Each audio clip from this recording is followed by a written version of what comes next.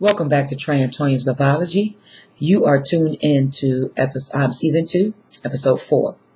The next question we have is coming from Fairburn, Georgia, and I think the person is 26 years old. They have that there. I have a question referencing ex issues. Me and someone. Oh, Lord. Ex issues. Okay. Me and someone were dating, and she wanted it to be serious, but she was, 1, living with her ex, 2, had her referenced in her phone as wifey, 3, wanted me not to date other people. Should I have been understanding and still open? Should I be understanding and still open with her? Yes, we were having sex, but she was the only one I was having sex with. Was I not being understanding even though she claimed they weren't together? I just couldn't continue. Oh, come on. Fairburn, Georgia. She is straight playing you. Talk. She was playing you, y'all. She was living with her ex and had her ex labeled in her phone as wifey. But they're no longer together. But you two were sleeping with each other, and she was sleeping with the wifey too. Yeah, exactly. Yeah. We shouldn't assume, but come on now. Yeah. Seriously? Phone, still wifey. She didn't want to be too serious. I mean, for one, she can't get serious with you until she move away from her ex. How can you live in the house with your ex and want to date somebody else? I kind of think that's a complicated situation. Because my thing is, you can never come to her house. So she can always go to yours, but you can never come to hers because she's living with her ex. No, that's unacceptable. And for me, she's playing games and she's not serious, because if she's seriously ready to date and step out, she would not be living with her ex. So until then, you should have kept your guard up and not took her serious and just considered it as a fling or whatever y'all want to call it, because she wasn't serious. You were serious, but she was not serious about dating you. You know, these are some things that a lot of people think is corny or whatever, but you need to get a basic understanding when you first meet somebody and start being with them. You know what I'm saying? There are questions you need to ask. They're uncomfortable questions, but it will save you a lot of heartache and questions like these later in the long run. You know what I'm saying? Before you even start saying you're sleeping with someone or dating someone, why in the world did you not find out where she was living? You know what I'm saying? I'm sure she knew that. And, you know, but the girl told her we're not together. I just live there. Okay, well. And I would be like, call me when you move. Right. Yeah. Right. You know what I'm saying? I mean, she can't go to the house and chill and watch a movie. You can't do that. And if you really care about somebody, take it from us. If you really care about someone, you allow the person to complete what they're in, then you can start dating them. You're right. You know what I'm saying? We did it. Right. You're right. You know what I'm saying? I love her baby, wanted my baby bad. You know what I'm saying? But she had a chapter she needed to close before I can even cross that line. And I wasn't going to cross that line. You know what I'm saying? So that's out of respect for what she had in her as a person. You know what I'm saying? Because I know I was serious about her and I didn't want no confusion. You know what I'm saying? So it's like you have to understand that if you're trying to build something that's strong, you need to take the right steps. You have to. Unless you both come into the relationship having an understanding, saying that we just dating, we just kicking, and you nothing serious. You're right. That's what I would say. If you truly just fucking, if you're just doing that, what my baby said, then she won't say the word. There's no strings attached. So then y'all do what you do. However, don't have no expectations of her because it is what it is. So you should. I think you went in knowing that she was living with her ex, because I know you couldn't go by there. And she got her labeled on her phone as wifey still. She ain't changed that to just the person's regular name. So it's still some feelings attached. Something is still attached. And how you know it was labeled as wifey? Did you check her phone? That means you don't trust her. So you weren't too serious about her. Or you happened to look over there when she was talking, or it was ringing and saw wifey. You checked the phone. Yes, you did. Well, it don't matter, but you need to step away from that until she steps out of that relationship completely. Yeah. And can you really trust her after that? Yeah. Who knows? Moving on to the next question. Hello, Trey and Tonya. I just started watching your channel yesterday and had to play catch up on all the old episodes up until the new ones. Keep giving the raw and uncut feedback. That's what some people need to get it through their heads. But I have some questions. Here we go. How do you all feel about threesomes? That's question number 1. Me personally, I don't like to share. How do you all feel about long distance relationship? That's question number 2. And my stud girlfriend is still in the closet. Damn, Shani. Because she's afraid of how her relationship with her mom will change. So what can I do as a girlfriend? I told her mom probably knows she's a stud, but she says she hasn't always dressed that way. But I told her I will always be by her side. P.S. You two are my idols. Oh, thank you. That's sweet. Wow, you had a loaded one. Okay. First question, baby. First question. How do y'all feel about threesomes? How do y'all feel about threesomes? We've actually talked about this in our previous episodes before. And, you know, because of the questions that came in, some people are for that and some people are so against it. Right. And to me, it's always to each his own, but you better be able to handle it if you get involved with a threesome. Exactly. Because it don't always turn out the way you want it to. It might be sorry. And then the relationship will go sour. It might be what? I'm just saying, if you don't really agree to that, I hope it's a good ass lake and that shit is sloppy. Ugh. And then my thing is, no, for real, you have to be a very strong-minded individual to, you know, go through a threesome and, you know, understand that your mate is touching on another, you know, person, or even you touch on another person and your mate saying that. So, I mean, to each his own. That's how I feel about the threesome. That's really hard to answer when it's not me in that position and it's you asking that question. Right. Some people like to venture out and just try different things. Now, if you try different things and you get your heart and feelings hurt, then it's something you want to step out the box and try. So I just say be very, very careful if you try that. How do y'all feel about threesomes? That means you want to know our personal opinion. I don't share. And if you look at our last episode, not this one, but previous, I don't share, okay?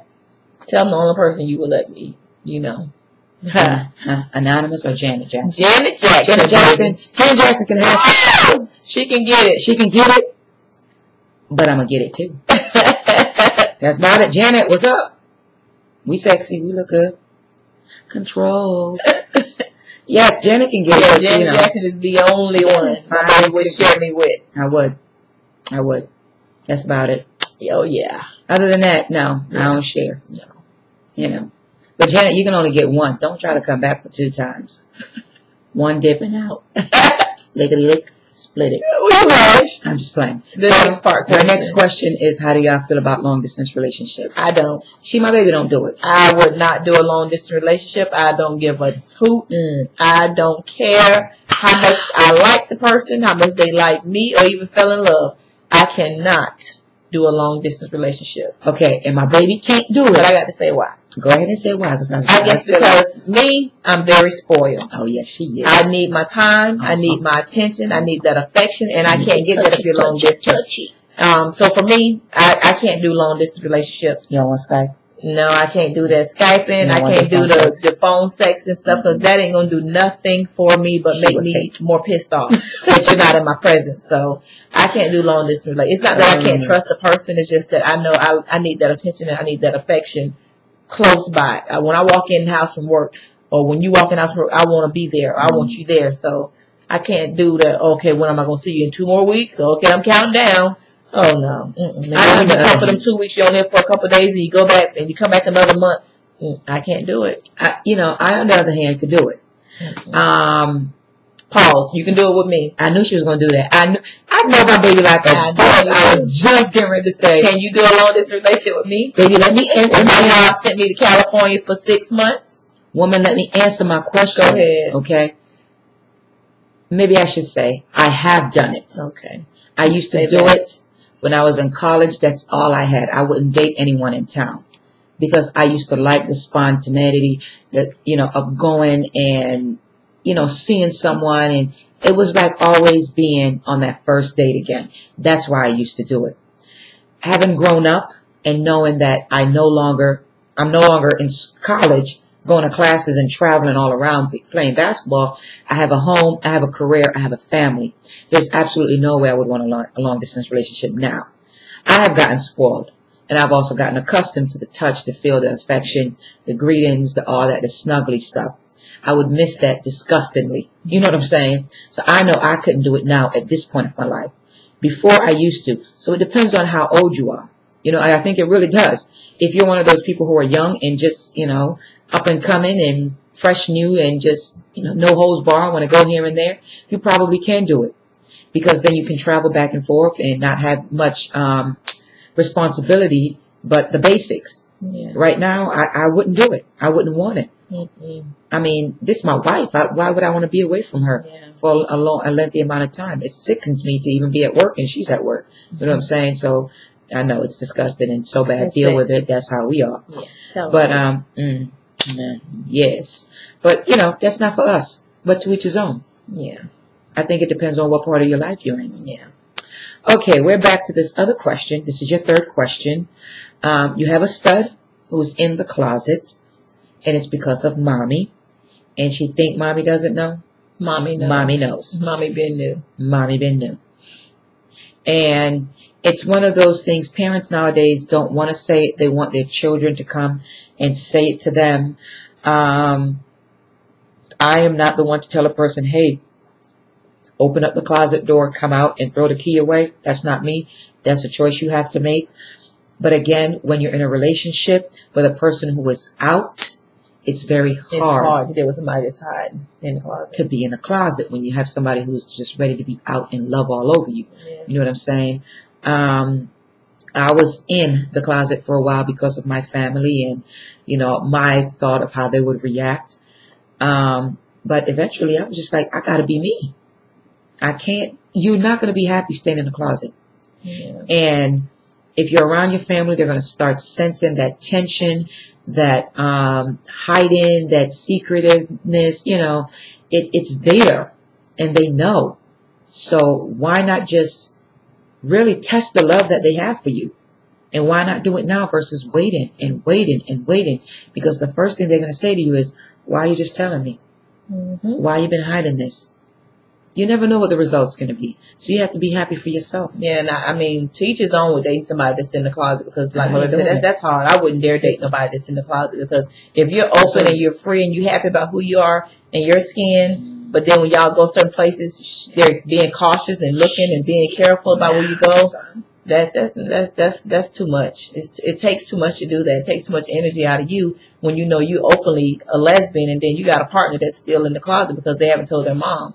I mean, once she sit down and tell her mom, trust me, she'll feel like 1,000-pound bricks come up off her chest. Yeah. Because outside of your mom, who really matters when it comes to you having that type of conversation with a family member?